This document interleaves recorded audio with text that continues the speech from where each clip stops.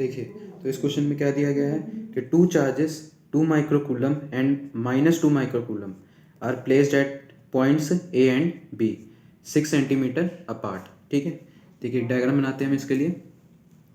तो हमसे बोला गया है कि एक पॉइंट ए है और एक पॉइंट बी है। ठीक है, इसका चार्ज है 2 माइक्रोकूलम्स और इसका चार्ज है -2 माइक्रोकूलम्स। ठीक है, और ये दोनों एक दूसरे से कितने डिस्टेंस पे हैं? 6 सेंटीमीटर के डिस्टेंस पे रखे गए हैं। ठीक है, अब हमें फर्स्ट पार्ट में क्या बोला गया है कि identify N equipotential surface on off the system. मतलब हमें इस सिस्टम ऑफ चार्जेस का एक इक्विपोटेंशियल सरफेस बताना होगा। ठीक है, तो उसके लिए इक्विपोटेंशियल सरफेस होती क्या है हम पहले वो समझ लेते हैं। देखिए, तो इक्विपोटेंशियल, ठीक है, इक्विपोटेंशियल सरफेस ये होता क्या है? ठीक है, जब हमारा टोटल पोटेंशियल, ठीक है, हमारा टोटल पोटेंशियल, ठीक है, टोटल पोटेंशियल मतलब हमारा जो V टोटल होगा पूरे सिस्टम ऑफ चार्जेस का वो क्या होना चाहिए? इक्वल टू 0 होना चाहिए। ठीक है, अगर ये कंडीशन हो रही है तो मतलब हम क्या कहेंगे कि इक्विपोटेंशियल सरफेस यहाँ पर एग्जिस्ट करती है। ठीक है, तो देखिए अब यहाँ पे सिंपल सी एक चीज़ है, दोनों चार्जेस कैसे हैं? सेम मैग्नीट्यूड के हैं। ठीक है, लेकिन इनके जो साइंस हैं वो कैसे हैं? अपोजिट है। ये प्लस का चार्ज है और ये माइनस का चार्ज है। ठीक है, मतलब जो हमारा टोटल पोटेंशियल होगा, ठीक है, जो हमारा टोटल पोटेंशियल मतलब V टोटल हमारा क्या हो जाएगा? KQ by D plus K, ये फर्स्ट चार्ज है, ये हमारा सेकंड चार्ज है। ठीक है, अब ये सेकंड चार्ज हमारा कैसा है? माइनस का है। ठीक है, ये चार्ज कैसा है हमारा? माइनस का, और ये हमारा यहाँ का डिस्टेंस आ गया। ठीक है, और देखिए इन दोनों के मैग्नीट्यूड मतलब जो हमारा Q1 इक्वल टू Q2 है वो दोनों एक दूसरे के क्या हैं? इक्वल हैं। ठीक है, मैग्नीट्यूड उन दोनों का क्या है? सेम है। बस फ़र्क किस चीज़ में है? साइंस में। ठीक है, उसका चार्ज B पार्ट का, जो हमारा B चार्ज है उसका साइन नेगेटिव है और A पार्ट का पॉजिटिव चार्ज है। ठीक है, देखिए यहाँ पे नेगेटिव है और यहाँ पे पॉजिटिव चार्ज है। ठीक है, तो हम क्या कह सकते हैं कि V टोटल हमारा क्या हो जाएगा? KQ by D plus -KQ by D. ठीक है, जिसे हम कैंसल आउट करके कह सकते हैं कि हमारा जो V टोटल है, जो V टोटल है हमारा वो क्या है?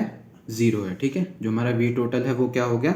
0 हो गया। ठीक है, तो मतलब इस सिस्टम ऑफ चार्जेस में इक्विपोटेंशियल सरफेस एग्जिस्ट करेगी। ठीक है, क्योंकि हमारा जो टोटल पोटेंशियल है वो क्या आ गया है? 0 आ गया। ठीक है, अब हमें ये बताना है कि जो इक्विपोटेंशियल सरफेस है वो कैसी होगी। ठीक है, वो कैसी होने वाली है। तो देख हम लेट कर लेते हैं कि यहाँ पे हमारा एक पॉइंट रखा है O। ठीक है, यहाँ पर हमारा पॉइंट क्या रखा है? एक O रखा है। ये सेंटर में है, लेकिन ठीक है ये पॉइंट कहाँ पर है? सेंटर में। ऐसा क्यों है? क्योंकि दोनों चार्जेस सेम हैं, मतलब हम सेंटर में इसका पॉइंट आराम से एक रख सकते हैं। ठीक है, तो देखिए जब भी सिस्टम ऑफ चार्जेस हो ना और लाइन ज्वाइनिंग हो रही है, उनकी दो चार्जेस की लाइन ज्वाइनिंग है, तो जो इक्विपोटेंशियल सरफेस है ये हमेशा नॉर्मल होती है। ठीक है, जो इक्विपोटेंशियल सरफेस है, इक्विपोटेंशियल सरफेस, ठीक है, equipotential surface is always normal to the line joining the two charges। ठीक है, line joining the two charges मतलब जो इक्विपोटेंशियल सरफेस है ये हमेशा नॉर्मल होती है किसके? जो दो चार्जेस की लाइन ज्वाइनिंग हो। ठीक है, मतलब हम क्या कह सकते हैं कि जो पॉइंट O हमने यहाँ रखा है, ठीक है, ये पॉइंट O रखा है, यहाँ से हमारा क्या जा रहा होगा? नॉर्मल एक हमारा इक्विपोटेंशियल सरफेस, मतलब ये जो लाइन यहाँ से जाएगी वो हमारी क्या होगी? इक्विपोटेंशियल सरफेस होगा। ठीक है, तो ये था हमारा फर्स्ट पार्ट। अब हमसे इसी क्वेश्चन के सेकंड पार्ट में क्या बोला गया है कि what is the direction of the electric field at every point on this surface, ठीक है। मतलब अब हमें बताना है कि इसी सिस्टम ऑफ चार्जेस में, ठीक है, इसी सिस्टम ऑफ चार्जेस में इलेक्ट्रिक फील्ड की डायरेक्शन कहाँ पर होगी, ठीक है, इलेक्ट्रिक फील्ड की डायरेक्शन कहाँ होगी। चलिए, तो ये अब हमारा है बी पार्ट, ठीक है। तो बी पार्ट में हमें एक नोट लिखना है, एक नोट बताना है क्या, कि जो इलेक्ट्रिक फील्ड होती है, ठीक है, जो इलेक्ट्रिक फील्ड होती है, ठीक है, इज ऑलवेज परपेंडिकुलर, ठीक है, और नॉर्मल, इज ऑलवेज परपेंडिकुलर और normal to the equipotential surface, ठीक है, इक्विपोटेंशियल सरफेस। मतलब जो हमारी इलेक्ट्रिक फील्ड है वो हमेशा इक्विपोटेंशियल सरफेस के क्या होगी, नॉर्मल में होगी, ठीक है, मतलब परपेंडिकुलर होगी। अब जैसा कि हमने अभी फर्स्ट पार्ट में सॉल्व किया, हमारे दो चार्जेस थे, यहाँ पर ए था एक और यहाँ पर था बी, ठीक है, इनके बीच में एक पॉइंट था ओ, और यहाँ से हमारी क्या जा रही थी, इक्विपोटेंशियल सरफेस जा रही थी, ठीक है, ये हमारी इक्विपोटेंशियल सरफेस थी, ठीक है, इक्विपोटेंशियल सरफेस।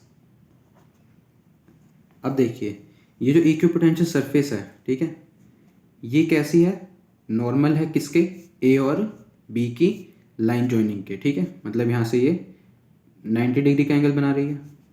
तो देखिए, और जो हमने नोट क्या लिखा कि जो इलेक्ट्रिक फील्ड होती है ये क्या होती है, हमेशा नॉर्मल होती है किसके, इक्विपोटेंशियल सरफेस के। मतलब हम क्या कहेंगे, अगर हम डायग्राम में देखें तो ये हमारी इक्विपोटेंशियल सरफेस जा रही है, ठीक है, तो इसके नॉर्मल मतलब इस डायरेक्शन में, ठीक है, इस डायरेक्शन में क्या होगा, ठीक है, इसके नॉर्मल मतलब यहाँ से 90 डिग्री एंगल बनेगा और यहाँ से हमारी इलेक्ट्रिक फील्ड पास करेगी, ठीक है, ठीक है। तो हमारी जो इलेक्ट्रिक फील्ड है उसकी डायरेक्शन ए बी के पैरेलल रहेगी, ठीक है, ए बी के क्या रहेगी, पैरेलल, या फिर उसी की डायरेक्शन में कह सकते हैं, ठीक है। अब जैसा कि हमारा चार्ज ए कैसा था, प्लस का, मतलब प्लस क्यू चार्ज था, और ये बी कैसा था, माइनस क्यू।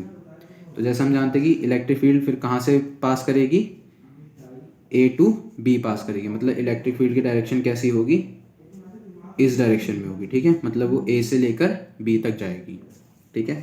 तो हम क्या कहेंगे कि इलेक्ट्रिक फील्ड, ठीक है, electric field is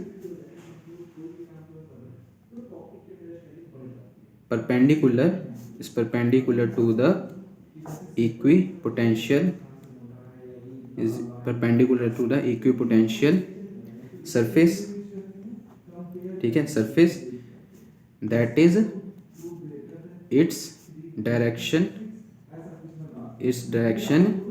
is from A to B, ठीक है, उसकी डायरेक्शन कहाँ होगी, A से B, मतलब प्लस के A चार्ज से माइनस के B चार्ज तक इलेक्ट्रिक फील्ड की डायरेक्शन होगी, ठीक है, मतलब ये हमारी इलेक्ट्रिक फील्ड इस डायरेक्शन में एक्ट करेगी, ठीक है।